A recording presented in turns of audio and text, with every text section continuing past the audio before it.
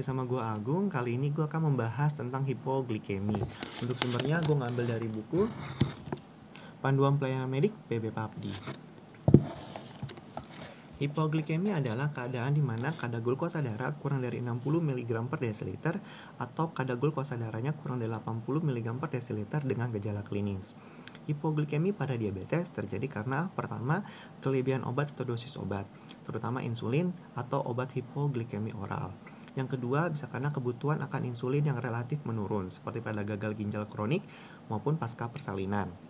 Yang ketiga, bisa karena asupan makanan tidak teratur atau tidak adekuat, contoh pada jumlah kalori atau waktu makan yang tidak tepat. Yang keempat, bisa karena kegiatan jasmani yang berlebihan. Untuk diagnosisnya, tergantung pada stadiumnya. Pada stadium parasimpatik akan tampak lapar, mual, dan tekanan darah yang menurun. Pada stadium gangguan otak ringan akan tampak lemah, lesu, sulit bicara, kesulitan menghitung sementara. Yang ketiga, pada stadium simpatik akan tampak keringat dingin pada muka, bibir, ataupun tangan yang gemetar. Yang keempat, pada stadium gangguan otak berat akan tampak tidak sadar atau dengan tampak kejang. Dari anamnesa, yang pertama perlu ditanyakan adanya penggunaan preparat insulin atau obat hipoglikemi oral. Dosis terakhirnya berapa, waktu pemakaian terakhirnya kapan, dan perubahan dosis ada atau tidak. Yang kedua, waktu makan terakhirnya kapan, dan jumlah asupan gizinya bagaimana. Yang ketiga, adakah riwayat jenis pengobatan dan dosis sebelumnya. Yang keempat, lama menderita diabetes dan komplikasi diabetes yang terjadi. Yang kelima, adakah penyakit penyerta seperti ginjal, hati, dan lain sebagainya. Yang keenam, adakah penggunaan obat sistemik lainnya seperti penghambat adrenergic beta dan lain sebagainya. Pada pemeriksaan fisik yang perlu dilihat adalah adanya pucat atau tidak, diaforesis ada atau tidak, tekanan darahnya bagaimana, frekuensi denyut jantungnya bagaimana, adakah penurunan kesadaran, defisit neurologik vokal transient ada atau tidak. Ada trias people untuk hipoglikemi secara umum. Yang pertama, gejala yang konsisten dengan hipoglikemi. Yang kedua, kadar glukosa plasma yang rendah. Yang ketiga, gejala mereda setelah kadar glukosa plasma meningkat. Untuk diagnosis bandingnya, dapat dibandingkan yang pertama dengan obat seperti insulin, sulfonylurea maupun alkohol. Itu paling sering. Yang kadang itu seperti kinin maupun pentamidin. Yang jarang itu seperti salisilat maupun sulfonamid. Yang kedua, bisa dibandingkan dengan hiperinsulinisme endogen seperti pada insulinoma, kelainan sel beta jenis lain, autoimun maupun sekresi insulin ektopik. Yang ketiga, bisa dibandingkan dengan penyakit kritis seperti gagal hati, gagal ginjal, gagal jantung, sepsis, starvasi, dan inanisi. Yang keempat, bisa dibandingkan dengan defisiensi endokrin seperti kortisol, growth hormone, glukagon, maupun epinefrin. Yang kelima, bisa dibandingkan dengan tumor non-sel beta seperti sarkoma, tumor adenokortikal, hepatoma, leukemia, limfoma, maupun melanoma.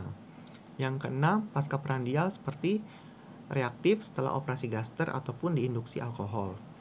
Pemeriksaan penunjang yang dapat dilakukan yaitu kadar glukosa darahnya, tes fungsi ginjal, tes fungsi hati, dan C-peptida.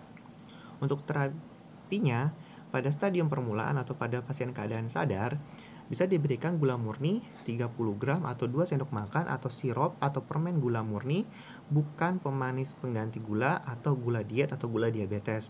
Dan makanan yang mengandung karbohidrat juga bisa diberikan. Yang kedua, hentikan obat hipoglikemi sementara. Yang ketiga, pantau glukosa darah sewaktu tiap 1-2 jam. Yang keempat, pertahankan gula darahnya sekitar 200 mg per desiliter. Dan yang terakhir, cari penyebabnya. Pada stadium lanjut atau obat hipoglikemi atau tidak sadar dan curiga hipoglikemi, yang pertama bisa diberikan larutan D40 sebanyak 2 flakon atau 50 ml bolus intravena. Yang kedua, diberikan cairan D10 per infus 6 jam per kolof. Yang ketiga, periksa gula darah sewaktu kalau memungkinkan dengan glukometer. Bila kurang dari 50, maka bisa ditambahkan D40 2 flakon atau 50 ml.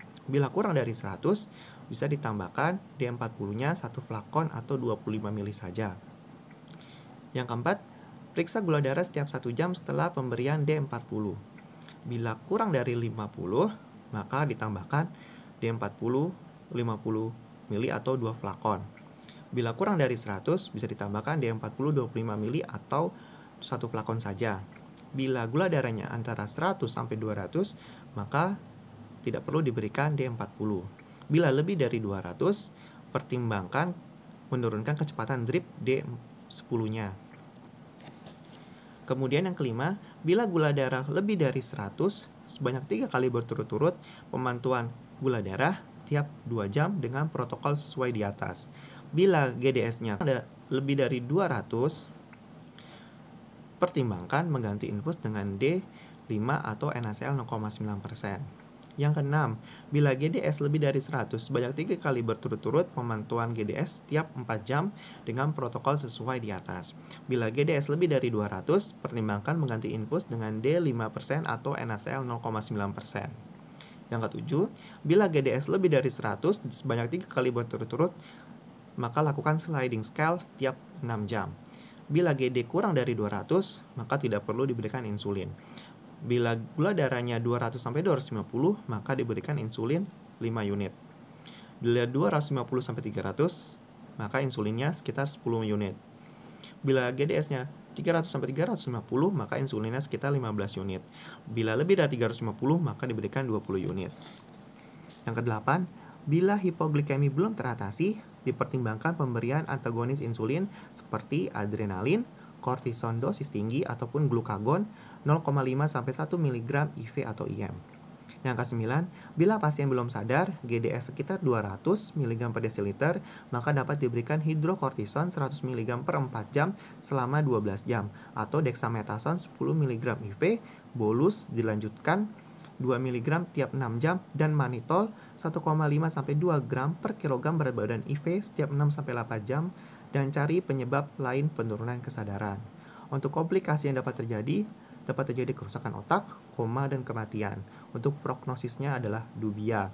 Itu bahasan kita tentang hipoglikemi. Semoga bermanfaat. Jangan lupa di subscribe, like, dan komen, dan salam hidup sehat.